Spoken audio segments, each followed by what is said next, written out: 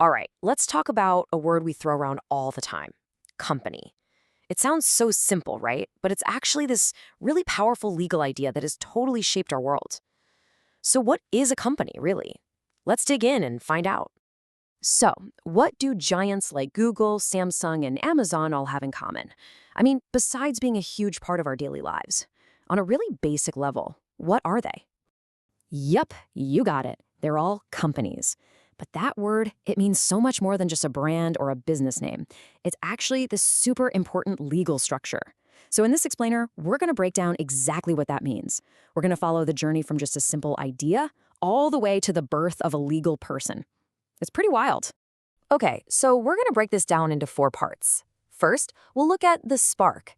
Then, we'll check out the official rule book. After that, we'll see how a person is born. And finally, we'll get into a company's superpowers. Let's get started. All right, section 1, the spark. So let's start at the very, very beginning. Before any lawyers or paperwork get involved, a company is really just an idea. It's a concept that a few people get together and share. I mean, at its most basic level, this is all it is. A bunch of people get together and decide, hey, let's pool our resources.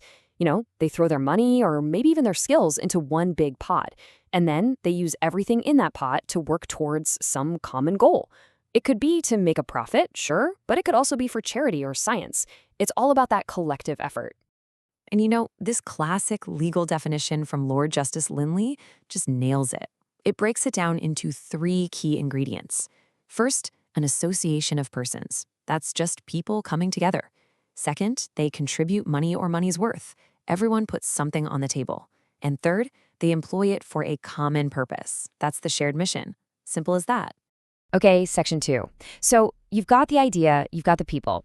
But how do you go from just a group of friends with a plan to a real official company? Well, you need a rule book, an official one. And a great way to think about it is like this. A country has a constitution, right? It sets out all the fundamental rules. Well, for a company in India, that constitution is the Companies Act 2013. This is the master rulebook. It tells you everything: how to form the company, what it's allowed to do, and how it has to behave. And believe me, this rulebook didn't just appear out of nowhere. Look at this timeline. It was introduced way back in 2011, and it had to go through both houses of India's parliament, the Lok Sabha, then the Rajya Sabha. It took over 2 years of debate before it finally became law in August 2013. That whole process just goes to show you how serious and foundational this stuff really is. All right, section 3. Now, this is where things get kind of magical, actually. It's the moment where following that rulebook creates something brand new, turning a simple group into something more. That moment is called incorporation. It's basically the legal process of registering the company. And you can literally think of it as the company's birthday. The second it's incorporated, the law stops seeing a group of people. Instead, it sees a brand new, distinct, artificial person. It's a huge deal. And this separation, this is the absolute key to understanding what a company is. Look here. On one side, you have the owners, the members. They're just people, right? They have their own personal stuff. But on the other side, you have the company itself, a totally separate legal thing. It can own its own property. It's on the hook for its own debts. It can even go to court. The creators are now legally separate from what they created. And this isn't just some abstract legal theory either. It's been tested in court big time. Take the famous Salomon case. A guy owned almost all of his company, but when it went into debt, the court said, nope, you're not personally responsible. The company is its own person. Then the Lee case took it even further. It confirmed a guy could be both the owner and an employee of his own company. That's just wild, but it proves the point. They are 2 separate entities.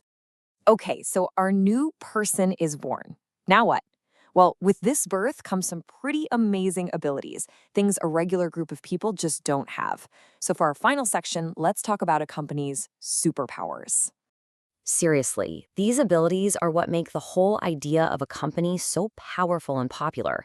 They give businesses stability, they give owners security.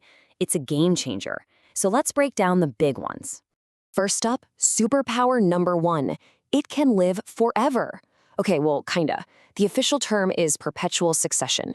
It just means the company doesn't die when its owners do. Even if every single original member is gone, the company itself just keeps on going. It exists completely independent of the people who started it. Superpower number 2 is like a financial force field. It's called limited liability, and honestly, this one is huge. It means that if the company racks up a ton of debt, the owners are only on the hook for what they put in. Creditors can't come after your personal house or your car, and that separation of risk, that's probably the single biggest reason people form companies. Okay, superpower number 3, separate property. The company, as its own person, can own its own stuff. Buildings, patents, you name it.